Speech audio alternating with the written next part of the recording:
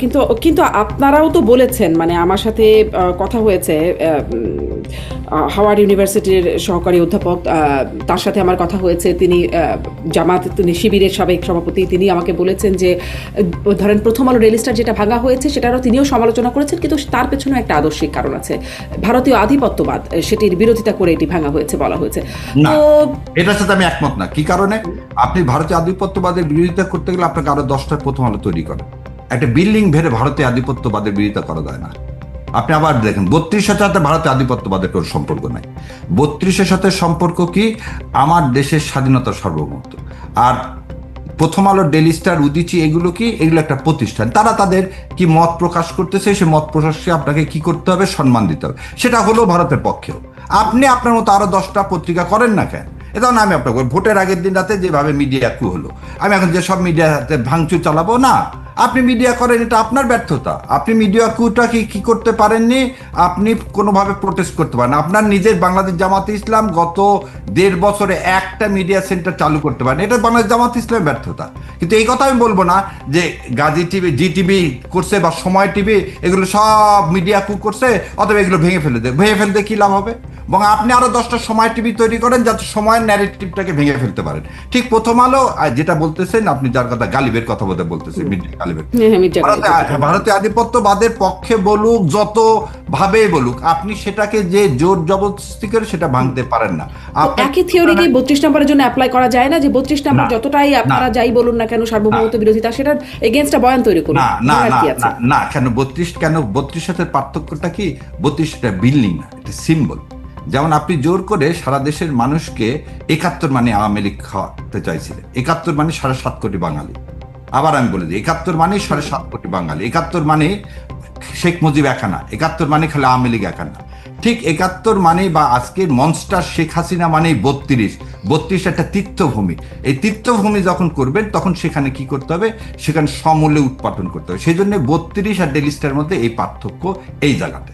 ওখানে হচ্ছে আদর্শিকভাবে একটা জিনিস যেটাকে কি করাচ্ছে, আপনাকে রন্ধে রন্ধে আপনাকে প্রতিবার মনে করে দিচ্ছে এই বিল্ডিং এর জন্য এতগুলো সন্তানের কি রক্তক্ষয় হয়েছে। ডেইলি স্টারের জন্য তো তা হয়নি।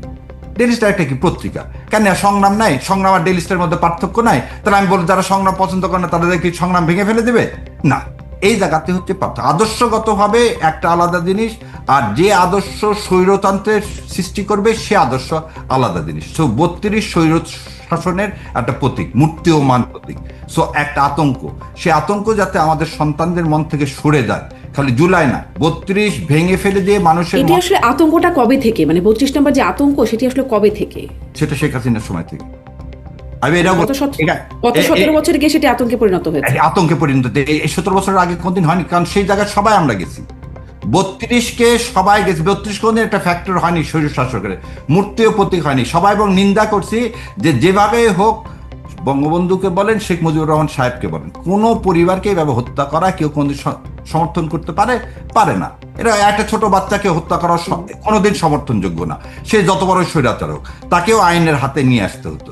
এবং আপনি একটা জিনিস দেখেন তো, যে কেউ বলছে যে শেখ মুজিবুর রহমান হত্যার বিচার চায় না, কেউ বলছে যে জিয়াউর রহমান হত্যার বিচার চায় না, কিন্তু এর সাথে এই বাড়িটাকে গত 17 বছরে মূর্তিমান প্রতীক বানায় ফেলছে শেখ হাসিনা। খালি তাই না, শেখ মুজিবুর রহমানকে আমি যেন সারা জীবন বলতাম বঙ্গবন্ধু।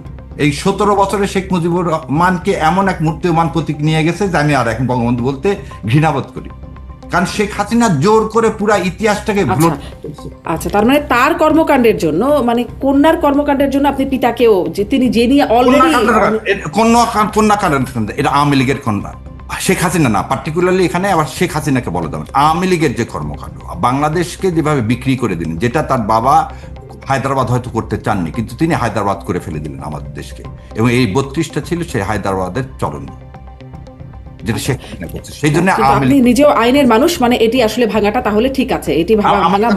কারণ আপনি যদি বলেন মুক্তিযোদ্ধারা যদি আগে, এটা বলেন বোন, আপনি তো লয়ের সাথে, মুক্তিযোদ্ধারা যদি পাকিস্তান সেনাবাহিনীকে মারতে পারে, সেটা যদি আইন সিদ্ধ হয়ে থাকে, ঠিক একই রকম যখন জুলাই কোন গণ অভ্যুত্থানকে আইন মেনে হয় বোন, হয় না। কিন্তু অভ্যুত্থানের পরে এরকম আসলে সব ভাঙচুর যে হলো, 71 অনেক জায়গায় ভাঙচুর হয়েছে, যাবতীয় স্মৃতিস্তম্ভ, অনেক কিছু ভাঙচুর হয়েছে। সেগুলো তো আমরা সব সমর্থন করিনি। আমরা সেটাও বলতেছি যে গভর্নমেন্টের ফেলিওরটা বললাম, ইউনূস সরকার ওয়ান অফ দ্য ফেলিওর হচ্ছে আচ্ছা, সেগুলো মব ছিল না? মব ছিল, বললামই তো আপনাকে, ডেলি স্টারের একটা মব ছিল। না না, ডেলি স্টার না, আমি বলছি মুক্তিযুদ্ধের এটা ভেঙে কি লাভ?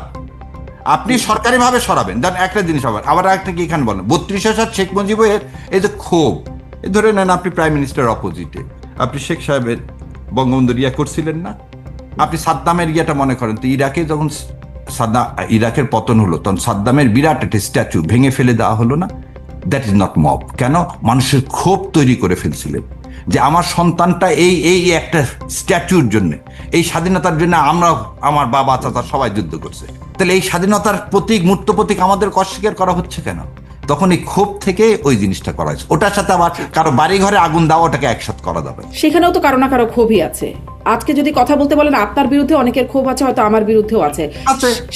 কিন্তু ক্ষোভটা রাষ্ট্রীয় পর্যায়ে যে যখন দেশ বিক্রি করে দেওয়া হবে, ওই পর্যায়ে নিয়ে গেলে আমাকেও সাফার করতে হবে। যেমন না করে বিএনপি যদি জুলাই সনদ বাস্তবায়ন না করে, বিএনপি উইল সাফার ইনডিড। তাহলে তাকেও এরকম স্বীকার করতে পারে। সেখানে বিপ্লব হবে, প্রতি বিপ্লব অবশ্যই হবে। এবং জুলাই সনদে যে টালবান, এই যেমন আজকে প্রথমে শুরু করতে বললাম যে ইনক্লাবি শব্দগুলোকে ইউজ করা হচ্ছে জুলাই সনদ বাস্তবায়ন না করা, তার কনসিকুয়েন্স ফেস করতে হবে। তখন আপনি বলতে পারবেন না এটা আবার মব।